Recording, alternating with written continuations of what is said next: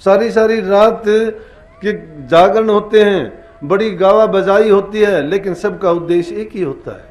उसके पीछे की कहानी ये होती है कि उसको रोजी और एक व्यापार बना लिया लोगों ने। धर्म की चर्चाएं जरूर होती हैं, लेकिन धर्म मार्गी नहीं है। धर्म की चर्चा जहां कहीं सुनोगे बड़ी लंबी चौड़ी व्याख्या करेंगे, बड़ी बात लगाएंगे, लेकिन करनी नहीं है। करनी संत मत में है। संत मत आदमी के जीवन को क्रियात्मक बनाता है।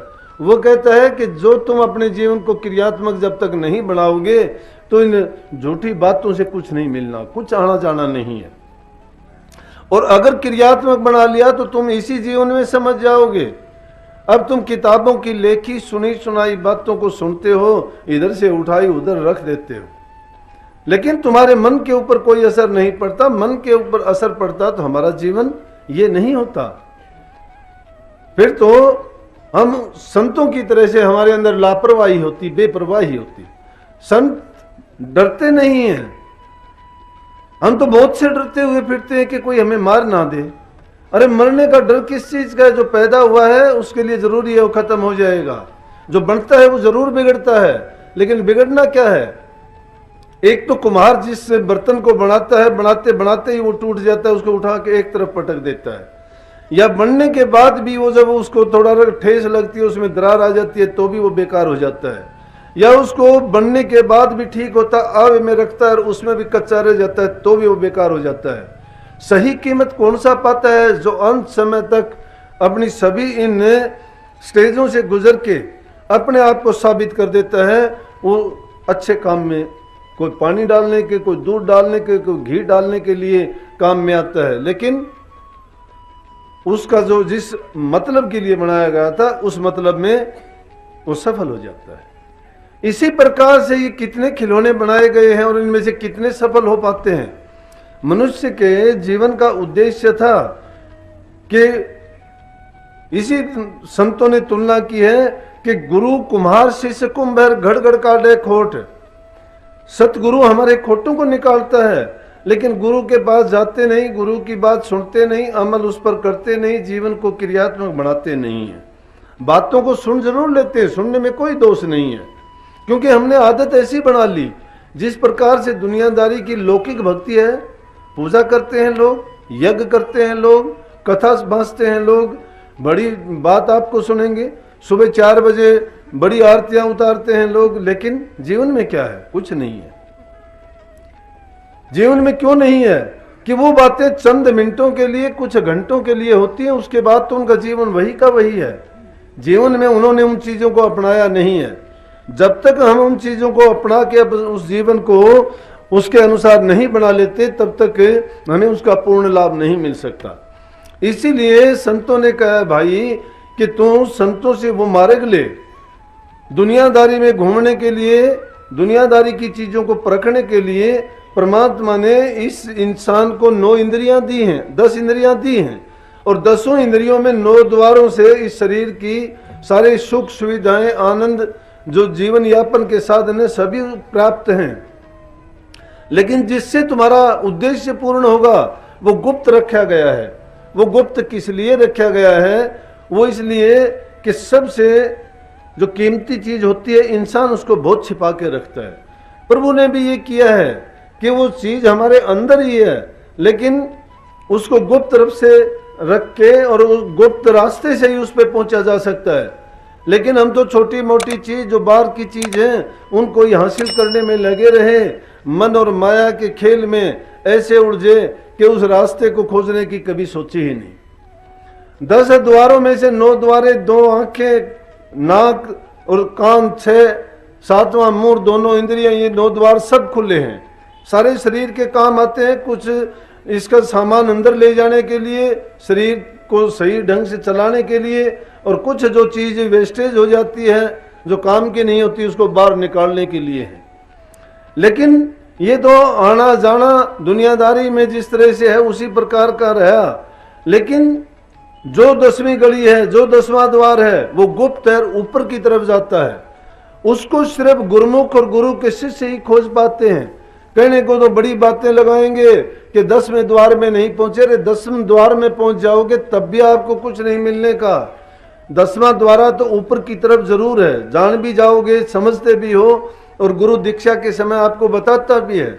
लेकिन जब तक अमल नहीं कमाओगे तब तक फायदा क्या है? जब तक इन संसार के रसों में उलझे हुए हैं, इन संसार की बातों से जब तक नहीं निकलते हैं, इंसान का जीवन कैसा है? इंसान का जीवन तो ऐसा है जैसे कोई एक यात्री जा रहा था जंगल से, और जाते जाते रात पड़ गई। रात पड़ गई, कोई उसको जगह ऐसी दिखाई नहीं दी, इधर उधर जंगली जानवरों ने बोलना शुरू कर दिया। उसने सोचा कि अब तो मामला खत्म है, तो बच नहीं पाएगा। क्या देखा कि कुआं था, कुएं में एक पेड़ कुएं के पास में खड़ा हुआ था, उसकी एक शाखा कुएं में लटकी हुई थी। उसकी समझ ने काम दिया कि क्यों ना मैं ऐसा करूं कि इस शाखा को पकड़ के और कुएं के अंदर लटक जाऊं, कोई जंगली जानवर मुझे खा नहीं सकेगा, जब सुबह होगा मैं निकल जाऊंगा यहां से। उस शाखा को पकड़ के उस कुएं के अंदर लटक जाता है। थोड़ी देर के बाद नीचे उसकी निगाह जाती है तो क्या देखता है? एक बहुत बड़ी अजगर बैठी है उसमें, जिसने अपना मुंह खोल रखा है। क्यों? वो इस ताक में है कि तेरी शिकार ऊपर है और ये टहनी भी जरूर कट जाएगी। क्यों कट जाएगी? उसका कटने का कारण है अजगर को पता है। वैसे तो ये कहा कि अजगर करे न चाकरी और पंछी करे न काम, और दास मलुक का यूं कहे सबका दाता राम। इंसान कोई तसल्ली नहीं है, जिसने पैदा किया है उसने सबका इंतजाम किया है। किसी को किसी रूप में, किसी को किसी रूप में, वो हर प्रकार से परमात्मा उसकी हर ख्वाहिश को पूरा करता है। लेकिन इंसान अपनी बुद्धि और चतुराई के कारण इस बात को भूल जाता है और समझता है कि जो मैं करता हूं वो होता है। और कभी कभी तो ऐसा कहने से भी नहीं चूकता है कि परमात्मा को ये नहीं करना चाहिए था, परमात्मा ने गलती की। अरे परमात्मा ने अगर गलती की तो उसको कौन सुधारेगा? परमात्मा गलती नहीं करता है, वो बहुत बड़ा कारीगर है। उसने जब 84 लाख योनि सृष्टि की रचना में एक एक इतनी इतनी चीज को बेखूबी किस प्रकार से पशु पक्षियों की देखो रचना की, उनको उनके सुरक्षा के साधन दिए, हाथ पांव नहीं दिए, उनको भी उसने सुरक्षा के साधन दिए। कोई किसी को डरा के, कोई सींगों से अपनी रक्षा करता है, कोई किसी पर फुंकार मार के अपनी रक्षा करता है, कोई किसी को बुड़का भर के अपना करता है, कोई किसी को डंक मार के जीतता है। जीव जंतु, छोटी सी मक्खी होती है मधुमक्खी, वो भी डंक मार के अपना रक्षा और सुरक्षा करती है। लेकिन इंसान ने इस बात को क्यों, उसने जब रंगकारी की तो तितलियों का रंग देखो, मोर की पंख देखो, जगह जगह और जानवरों को देखो। इस रचना में कहीं पहाड़ बनाए, नदी नाले बनाए, जितनी चीज, जितना पानी नदियों के द्वारा उससे निकलता है, बरसात के द्वारा उठ के चला जाता है, उतना ही नदियों के द्वारा फिर समुद्र में भर देता है। अरे उस पर भी आदमी अपनी चालाकी करता है कि उसको कुछ नहीं पता उसने गलती की। वो गलती नहीं करता, वो बहुत बड़ा न्यायकारी है, वो इतना बड़ा कारीगर है, उसकी चूक नहीं है कोई भी। लेकिन इंसान क्या करता है? इंसान अपने ही दायरे में है, मेंढक की तरह से। मेंढक की तरह से कैसे? जैसे कि एक कुएं के अंदर मेंढक बैठा हुआ था और उड़ता हुआ कोई हंस आया, कुएं की नाल पर बैठा। जब नाल की तरह पर बैठा हुआ था तो मेंढक तो बेचारा कुएं का था, उसका ज्ञान कुएं में रहते रहते इतना सीमित ज्ञान था। उसने ऊपर की तरफ देखा, कहने लगा भाई ये तो अजीब जानवर है, मैंने जिंदगी में कभी नहीं देखा। क्योंकि हंस और ये तो मिलते हैं समुद्रों में। और देख के कहने लगा भाई तू कौन है? कहने लगा कि मैं हंस हूं। कहने लगा हंस क्या होता है? कि मुझे देख ले क्या होता है? ऐसा होता है। बोला तुम कहाँ रहते हो? बोले कि हम समुद्रों में रहते हैं। बोला समुद्र में क्या होता है? बोला जल ही जल होता है और अनेक प्रकार के उसमें जानवर होते हैं। बोला समुद्र कुएं से भी बड़ा होता है? कितना बड़ा होता है? मेंढक कहने लगा, बोला कि बहुत बड़ा होता है समुद्र। क्यों? समुद्र में रहने वाला कुएं को क्या बताएगा कितना बड़ा होता है? लेकिन मेंढक कहने लगा कि एक टांग फैला के बोला इतना बड़ा होता है? बोला नहीं, इससे बड़ा होता है। उसने दूसरी टांग फैलाई, बोला इतना बड़ा होता है? बोला बहुत बड़ा होता है। उसने तीसरी टांग फैला के कहने लगा तो बोला इतना होगा। वो हंस हंसने लग गया, बोला भैया बहुत बड़ा होता है। उन चारों टांग फैला के कह लिया, बोला इतना? बोला नहीं, आप नहीं समझोगे, इससे काफी हजारों। बोला कि झूठ बोलता है तू, इससे बड़ा क्या होगा? इससे बड़ा हो ही नहीं सकता। झूठा वो भी नहीं है, उसका ज्ञान था। उसका ज्ञान कुएं से बाहर का नहीं था। हम जितना सोचते हैं हम अपनी बुद्धि में उतना ही हम मानते हैं। अब परमात्मा के बारे में भी हमें जब बताया जाए कि परमात्मा कोई ताकत है जो सबको देखता है, सबकी चिंता जो करता है, सबको देता है, लेकिन सबका लालन पालन करता है, संहार करता है, हरता है, करता है, भरता है, लेकिन अपनी बुद्धि में रह के कहते हैं नहीं, ये परमात्मा ने गलत किया, अच्छा नहीं किया। क्यों? हमारा ज्ञान नहीं उतना है। लेकिन बात मैं कहूं था इंसान की, इंसान इन्हीं भूलों के कारण से परमात्मा से बिछुड़ गया, इन्हीं भूलों के कारण उसके महत्व को नहीं समझता, और इसी तुच्छ बुद्धि के कारण ये संसार के दुख सुख उठाता है। अगर ये प्रकृति से तालमेल बना के इंसान ठीक रहता तो इसको सभी चीजों का ज्ञान भी होता, लेकिन इसका ज्ञान अज्ञान में कब बदला? जब ये संसार में आया, इसके ऊपर माया के पर्दे पड़ते गए और ये सही ज्ञान को भूलता गया। नहीं तो इसको तो ज्ञान जब गर्भ से आया तब तक भी ज्ञान था, क्योंकि इसकी पैदाइश प्रकाश से थी, इसकी खुराक शब्द की थी, क्योंकि रचना सारी शब्द से है। जब मां के गर्भ में होता था वहां भी ये प्रकाश को देखता था ये जीव, इसलिए जीव समझ क्यों नहीं पाया, बाहर आया माया के जंजाल में फंस के नहीं ढूंढ पाया, बेचारा भूल गया। इस भूल भुलैया के खेल में जब खो गया तो असली ज्ञान था उसको भूल गया। अंदर में रहता था, प्रकाश को देखता था, शब्द की खुराक लेता था, जरूरत ही नहीं थी, मगन और मस्त था। लेकिन प्रभु की रचना ऐसी थी कि इसको बाहर आना था। जब बाहर ये आया, बाहर आने के बाद देखता है वो चीज नहीं है, रोता है, ये चिल्लाता है दुनिया को देख के, जबान से बोलता नहीं है। इसको ये बातें कहां से सीखी? भाषा का ज्ञान, बोलचाल का ज्ञान, संबंध इसके जुड़े। इसको कब पता? जब जब जो जो बढ़ता चला गया, इसको ज्ञान होता गया, इसको हम ज्ञान देते गए कि ये गाड़ी है, ये घोड़ा है, ये इंसान है, ये भाई है, ये बहन है, ये माँ है, ये बुआ है, उसको ज्ञान होता गया तो ये रिश्ते जुड़ते चले गए। इसीलिए स्वामी जी महाराज ने इसको क्या कहा कि बंधे तुम गाढ़े बंधन आन। उन बंधनों में हम ऐसे जकड़े गए कि उन बंधनों से नहीं निकल पाते।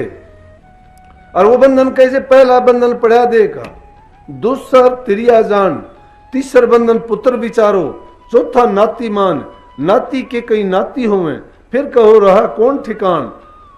कितने अनेक प्रकार से बांध दिया गया ये जीव, और इसको ये ज्ञान ही कहाँ ज्ञान होना था? फिर तो उन लोगों का ज्ञान हो गया कि भाई का क्या करूं, पुत्र का क्या करूं, उसके लिए उसकी शादी कब करूं, उसका मकान कब बनाऊं, उसके लिए जमीन कितनी खरीदूं, और इन चीजों में फिर उसने अपना जोड़ तोड़ में पूरा जीवन बर्बाद कर दिया। ये संसार के विषय विकार, ये झिन्नी माया, मोटी माया और मन के खेल में ऐसा फंसा नहीं निकल पाता। और सब करते करते इसकी उम्र बीत गई, बुढ़ापे की चौथी अवस्था उम्र आ जाती है, फिर प्रभु को याद करता है, फिर मालिक भी नहीं मानता। क्योंकि इंसान की जब हिम्मत नहीं रहती, थर थर काया कांपन लागी, हाल्या जाता जरा नहीं, जिसे बुलावे कड़वा बोला, रांद कटी तेरी मर्या नहीं, जिसका पालन पोषण करे था तेरे उदर को भरया नहीं, अब कुणबे को सिर पर धर ले भजन हरि का करया नहीं। ई मालिक ने याद करे से कौन हाल प्रभु मेरा। फिर प्रभु क्या करेगा? अरे सिर पर चक्कर चला काल का, आन सदी से वाय घड़ी, जन के दूता ने आके घेरा, दम तेरे पर भीड़ पड़ी, सारा कुणबा राजी हो रहा, घड़ी शायत में कटे लड़ी, संत दोतराम समझ का मेला, दुनिया देखे खड़ी खड़ी। ये समझ का मेला है और दुनिया सब इस तमाशे को देखती है, लेकिन फिर भी समझती नहीं है। लेकिन दुनिया में आया फिर भी इसको ज्ञान था, बचपन था, दुनिया का ज्ञान नहीं आया जब तक ये रोता था, चिल्लाता था। हमें नहीं पता क्यों रोता है, पता भी है लेकिन हम नहीं समझते क्यों रोता है। और उसको समझना है तो देख लेना, बच्चा रात के अंधेरे में जब रोता है, तुम दीपक की रोशनी करो, लाइट जलाओ, वो रोना बंद कर देगा, लाइट की तरफ देखेगा। क्योंकि इस दुनिया में जो इस प्रकाश को देखता था वो प्रकाश नहीं है। जीव की पैदाइश प्रकाश से हुई है, संतों की साख है, मैं नहीं कहता ये चीज। अब शास्त्रों में ढूंढ के देखोगे मिलेगी ये बात, इंसान का इतबार नहीं करोगे। लेकिन शास्त्र तो कहते ब्रह्मा के लिखे हुए हैं वेद, ऋषि मुनियों ने अपने अंतर में जाके जब वो ज्ञान हासिल किया तो अपने अनुभव बताए, उन पे आप करोगे इतबार। लेकिन आप भी वही इंसान हो जो उन्होंने अनुभव किया था, वो आप भी कर सकते हो।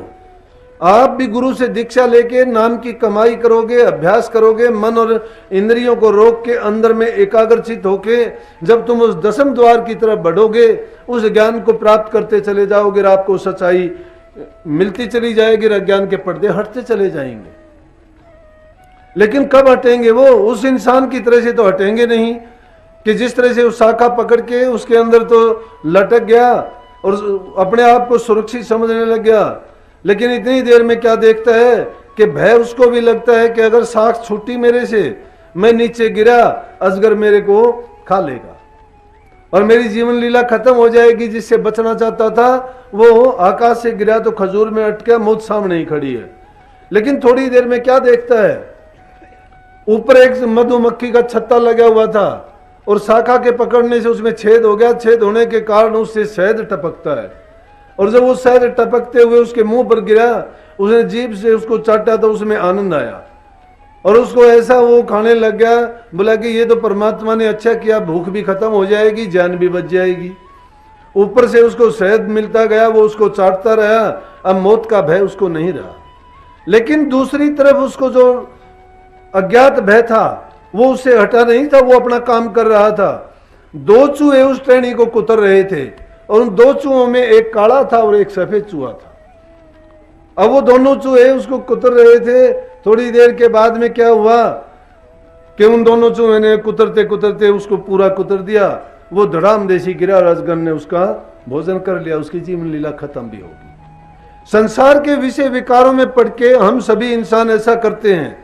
ये उस इंसान की नहीं, पूरी मानव जाति की कहानी है। हम संसार के विषय विकार हैं, वो शहद रूपी हैं। हम इस जीवन रूपी रस्सी को पकड़ के माया के घेरे में, कुएं में लटके हुए हैं। काल रूपी अजगर अपना मुंह फैलाए हुए है। सबको पता है कि मौत के नजदीक हम जा रहे हैं। और दिन और रात रूपी, दिन सफेद चूहा है, रात काला चूहा है।